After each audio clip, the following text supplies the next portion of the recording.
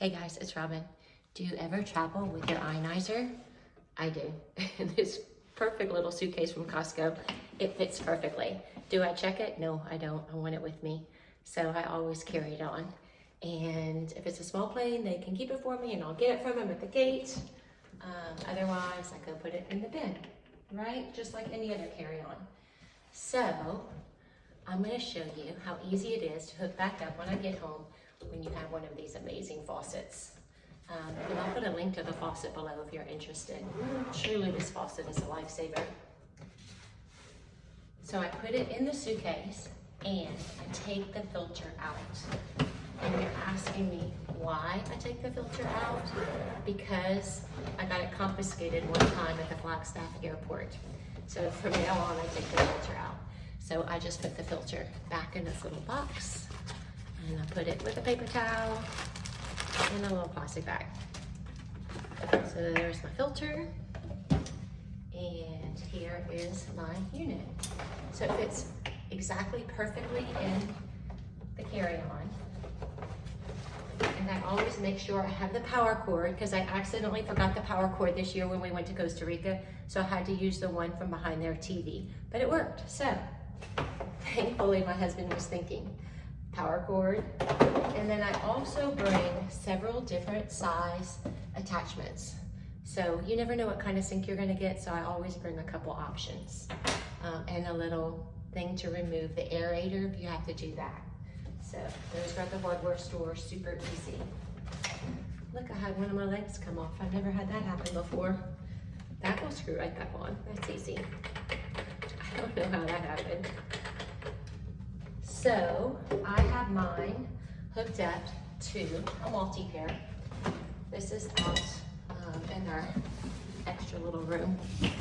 My kitchen has the under-counter SD501U. So if you ever have questions about that or want to see that, I'm happy to show it too. And I have some videos on it. And after I hook up my K8, I'm going to do another video on the monthly cleaning because my son desperately needs to do the monthly cleaning. So I'm going to video it and send it to him. So I will share it with all of you. I always put the little stoppers on. You use those when you clean too. I just do that for travel purposes. And then we're going to take out the CPU. This is what I use to travel. This is what you put in when you clean the unit. And then I'm going to put the filter in. And sometimes the little washers stay back. And instead of fishing them out, I'm just going to take them off of the filter and put them on the CPU. Makes sense? Because you don't want to double up on the washers because your unit will leak water everywhere. So I put that back there. Lock it in. This is the hardest part of the cleaning, is figuring out how to get your thing just right so you can close it. And then the case goes on. Now, if I was not hooking it up to my multi-pair, which I highly recommend if you have an ionizer that you pre-filter your water. A couple reasons. It saves on the life of your machine. And also this filter, while it does remove some stuff like chlorine and some herbicides and pesticides, and I mean, it's great, but it doesn't remove everything that is in our water system, including forever chemicals and microplastics and pesticides, I mean not pesticides, pharmaceuticals that end up in our water supply. So I'm going to plug it in. And then the power cord connects to the bottom of the unit.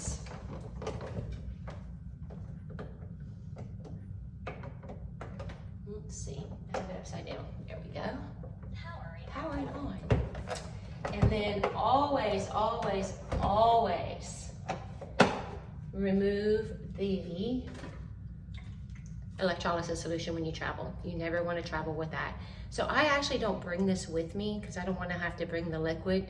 So when I travel, I'm really just wanting it to make coffee, drink, wash fruits and vegetables.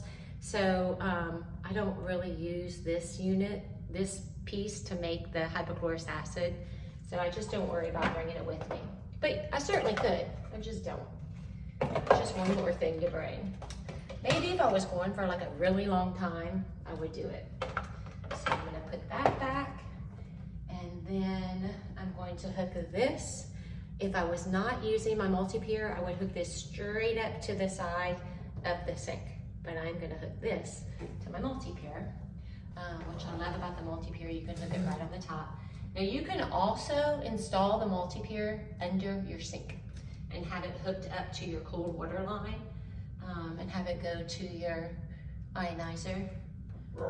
This is just easier for me. I don't have to have a plumber and I can do it myself. So you make sure you get that on really tight.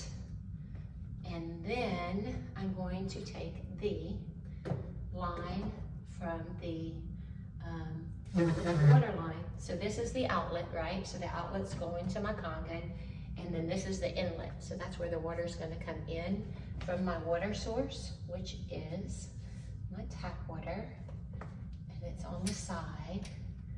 It's the best thing ever. I absolutely love this sink. I wish every home I travel to had this sink. A lot of times I have to end up hooking it up in the bathroom, sometimes in the shower, because they put all those fancy sinks these days, right? So when you have a fancy sink, it's hard to hook an ionizer up to when you're traveling with it. So that goes there, and it's been traveling for a day or so, so it has not been used. So whenever you don't use your ionizer for a while, it's going to make you clean it. So watch.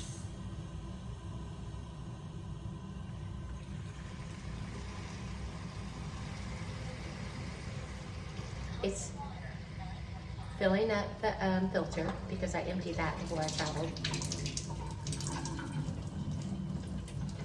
And I'm shocked it's not cleaning. I guess it hasn't been off long enough. It's just going ahead and giving me water.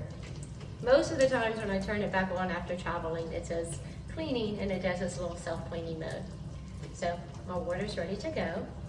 And again, I'll show you what I love so much about this sink, is I can use the other side and just have plain water and have ionized water anytime I want, and I don't have to worry about hooking up anything up to this faucet. So that's it.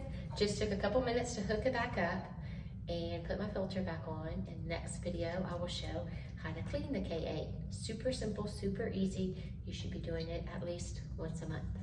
Okay, I hope that was helpful.